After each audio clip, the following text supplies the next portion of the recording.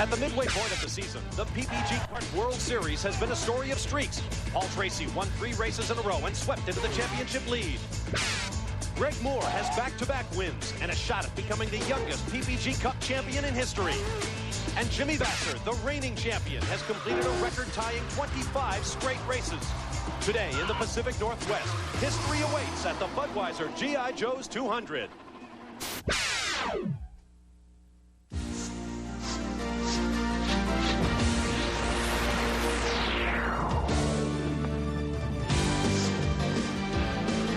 On a cool and drizzly day, a mammoth crowd will not be prevented from turning out at Portland International Raceway. Welcome to round 9 of the PPG Kart World Series, the Budweiser G.I. Joe's 200.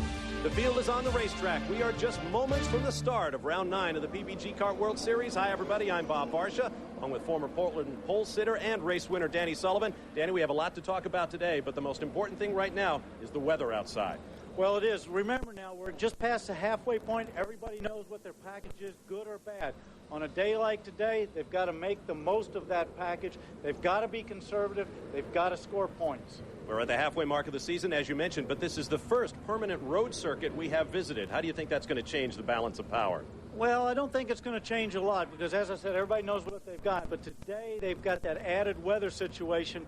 Everybody has got to try to score points, so they've got to be there, not make any mistakes, keep the car on that black, shiny part, and be there at the finish. And that could be a tough job today. We have a very wet racetrack. You see the field is out there. Let's take a look at the starting grid for round 9 of the championship.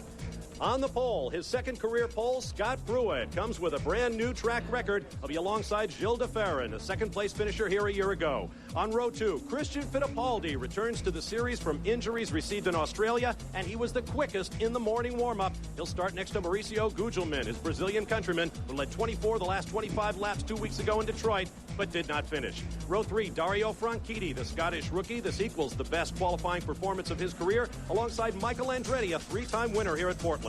Row 4, Alex Zanardi, the defending race champion. His first win came here a year ago. He's next to his Target Ganassi Racing teammate Jimmy Vasser, who has completed all but 1 lap this season, is going for his 26th in a row here today, and that would be a record. Row 5, Greg Moore, the winner of the last 2 races on tour, and Bobby Rahal, who won here 10 years ago. On row 6, Mark Blundell, the leader at Detroit with 2 turns to go before running out of gas, and Brian Herta, his 4th start here at Portland, looking for his first finish. Row 7 will be Paul Tracy. The points leader is back after missing our most recent race due to a medical problem. Next to him, Raul Boisel, making his 11th start at PIR. On row 8, Al Unser Jr., who has won here 3 times, including his first career win in 1984, and Adrian Fernandez. In 3 previous starts, he's been in the points every time. On row 9, Juan Fangio II, who scored the best 97 finish for a Toyota-powered car 2 weeks ago in Detroit, 10th place, and P.J. Jones, his teammate, for the 5th time this year. The All-American racer Toyotas qualify in tandem. Row 10, Parker Johnstone, a local favorite who had a 5th place finish here a year ago, and Andre Ribeiro, who continues to struggle with the Lola chassis for Tasman Racing. On row 11, Walter Salas, his first pro win came here last year in Indy Lights, and Michel Jourdain Jr., who switches over from a Lola to a Reynard chassis for this race. On row 12, Patrick Carpentier, but for Jimmy Vasser, the only driver to be running at the finish at every race thus far this year, and Richie Hearn, one of 7 drivers in the field making their first Portland start. On row 13, Max Pappas, his best finish of the year, 11th, came at Detroit 2 weeks ago, and Christian Danner, in his first start at 2 years at Detroit, he scored a point. On row 14, Hiro Matsushita, making his 7th start here at Portland International Raceway. Young German Arndt Meyer, this is his first start with kart on a natural road course. Now, Danny, let's talk about the racetrack itself. Well, of course, the most important spot for passing is right down in this area, going into this corner right there. That's also one of the most dangerous because it's very wide. It bottlenecks down into there. Another good spot for passing is right there. And then a very dangerous, tricky spot because you think you can get by everybody is right there going into turn 5. We have passing at the end of the straightaway, very tricky, particularly under these wet conditions today. And another spot that everybody likes is right here, but we've seen a lot of incidences in that spot in the past. This is a good track to pass on. It's wide, and it's got a lot of spots to overtake. And if the sun does come out, it dries very quickly. But as you can see right now, it is very, very wet. 1 lap to go to the green flag, down to Gary Gerould. Bob, we've talked about fuel management virtually every race this year, and it's had a critical impact on the outcome. Evidence the last race when the PacWest team ran out of fuel on the final lap and was denied an opportunity to win. But because of the rain today, fuel no longer is an issue. You normally get around 2 miles per gallon in these cars, but under the rain conditions today, you get about 3 to 3.5 miles per gallon. That doesn't mean that your pit stop management still isn't critical in relation to positions on the racetrack. So a lot of key decisions to be made down here shouldn't have to worry about fuel. How about tires, Marty Reed? Gary, this is going to be the first time since last year that Firestone and Goodyear are going to lock horns in a wet weather condition. If you remember last year, the Firestones were just awful. Now they've come back with a brand new combination. They did 400,000 gallons of water at Firebird Raceway and a ton of testing, and they think they have narrowed the gap. In fact, Al Spire, the head of Firestone Management Racing, is excited, ecstatic about this showdown. He wants to see how good his wet weather tire is. But I can tell you, it's starting to slow down, so we may see the slicks if we get some dry conditions. And if you were with us for qualifying, you know how quickly things can change. Here's our race analysis. A 1.967-mile permanent road course, 98 laps scheduled. The pole speed, a new track record by a couple of miles an hour, breaking a record held by Al Unser Jr. with the race distance mark, as you saw. The stories will follow today. Weather is everything. Who will guess the conditions to perfection? Paul Tracy and Christian Fittipaldi are back in the fold. Fuel strategy, as we mentioned, you're going to want to spend a minimum time in the pits. And who has the streaks? That will continue when this day is over. Look at the spray as they come down to take the green flag. And you can't see anything back there. Let me tell you, those guys cannot tell where the other car is back there. Coming up the driver's right, looked like Dario Franchitti was looking to make up some places. Oh, we've got cars off onto the grass. Ran a little wide there. He's trying to get himself back on the track. Gently on the throttle to bring the car up to speed. Look at that spray, and we've got someone tagged from behind. I think that is Dario Franchitti. What happened was the car next to him looked like moved over on him. He had nowhere to go. Up front, no problem for Scott Pruitt as he leads the field. That's Gilles de Ferran directly behind him, and Pruitt opening up a couple of quick car lengths. And let's not forget, he's on Firestone tires. Now there's Mauricio Gugelmin in the red and white car with a bright orange helmet, challenging his Brazilian countryman Gilles de Ferran for second place as they move on to the backstretch. Oh, wheel to wheel, Bobby Rahal is off. This is down in the west end, the turns 3, 4, and 5 complex. That's turn 5 just behind him. He's off on the grass, and the grass is absolutely super saturated. We've had over an inch of rain here in the last 12 hours at Portland. Now Scott Pruitt throws up that rooster tail over the battle for second between de Ferran and Gugelmin.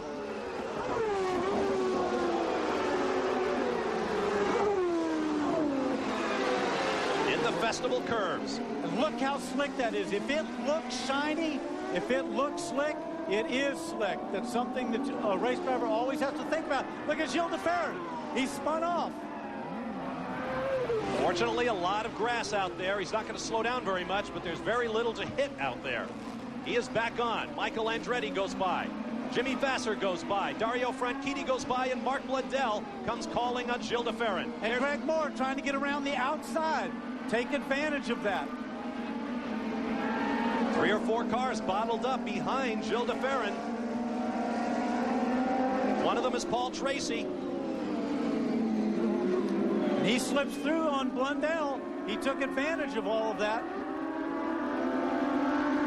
Now onto the backstretch, and once again the spray will go up, preventing the drivers from seeing. Even when it's clear, the drivers can only see about 1 second's worth of reaction time ahead of them. De Ferran, Tracy, Blundell, Zanardi, and Moore. And I had a peek. It looked like Dario Franchitti was trying to make a move on Michael Andretti. He's buried in that spray right behind him. Christian Fittipaldi in the foreground. See, he's taking a look up the inside. Michael's having none of that, though. Tough outbreaking somebody even in the best of circumstances. Try it on this hockey rink of a racing circuit. You ride with Jimmy Vasser. And you know what? That's about what the view is from the cockpit. When that car gets closer up behind there and the spray is really bad on the straightaways, they can't see anything. This is one of the fastest circuits that the series visits all year long. And the order is Pruett, Gugelmin, Fittipaldi, and Andretti right there, the teammates for Newman Haas Racing. Then Dario Franchitti to the left of your screen, driving for Carl Hogan. Jimmy Vasser, Gilles de Ferran, Paul Tracy, Mark Blundell, and Alex Zanardi round out the top 10. Safety truck coming on to the racetrack.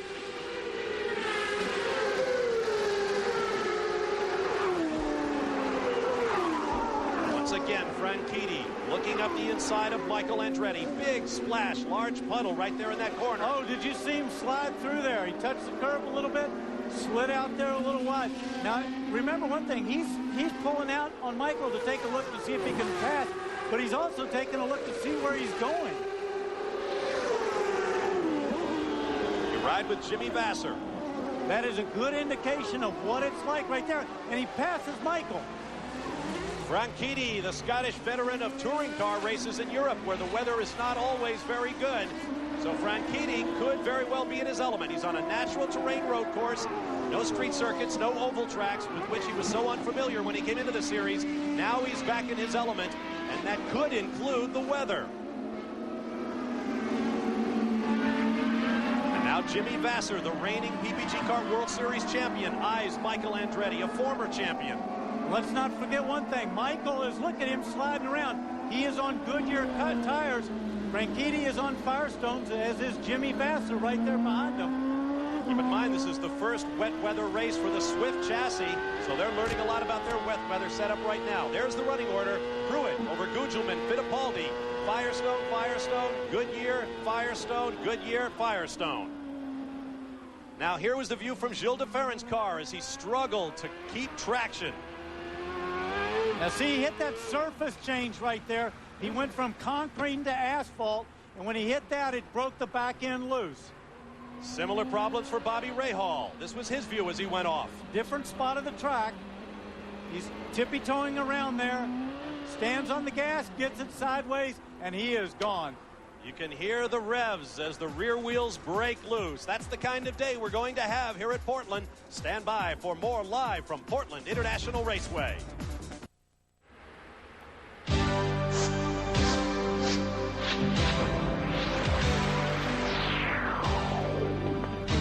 ESPN Speed World coverage of the Budweiser G.I. Joe's 200 is being brought to you by Brewery Fresh Budweiser, who reminds you that fresh beer tastes better. By Ford and your Ford dealers. Have you driven a Ford lately? And by Firestone, America's tire since 1900. Welcome back to Portland in the rain. You're looking back from the car of Jimmy Vasser and Mark Blundell, running 7th and 8th. Look, he is all over him trying to find the spot. Going down the inside of a very tricky corner there.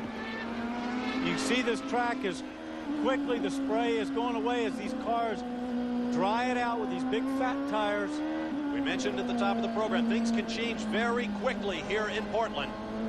Do you see that view out his back? Sorry to interrupt, Bob. That gray sky is moving this way.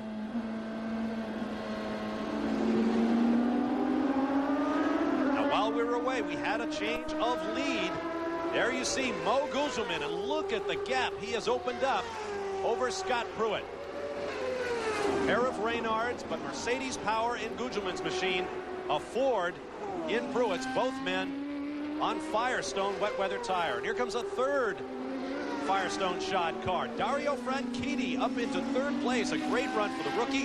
And then the defending race champion, Alex Zanardi. Here comes Christian Fittipaldi in the Swift on Goodyear rubber, his teammate Michael Andretti, then Blundell. Bob, I'd say right now, the tire that I'd want to have is the Firestone. Firestone says they were embarrassed a year ago at Detroit the first time they brought out their treaded wet weather tire. They've worked hard on it. Alex Zanardi has run on it, doing a lot of the development on the wet tire. Scott Pruett has run on it. Gilles de Ferran. Oh, there's a cone out there. That was an orange cone that somebody obviously had picked up in their car. That cone marks the chicane. Ferrin spun his way back to 9th place in the opening laps of this race. Jimmy Vasser still looking for his first win this year. And it's starting to rain